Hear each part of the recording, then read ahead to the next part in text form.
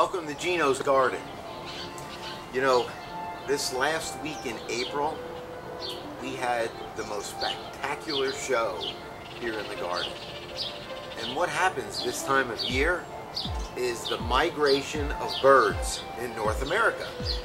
Okay, they're going from the south part of North America, Mexico and south, and going to the United States. Birds stop over here in Corpus Christi to rest and feed up on nourishment for their travels north. And it's a show that it's unbelievable.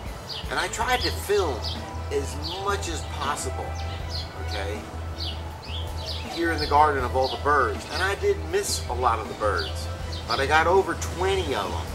So I want you to enjoy the birds just like I did this week. It was great. So go grab your popcorn, all right, and sit back and enjoy the show. Ciao, baby.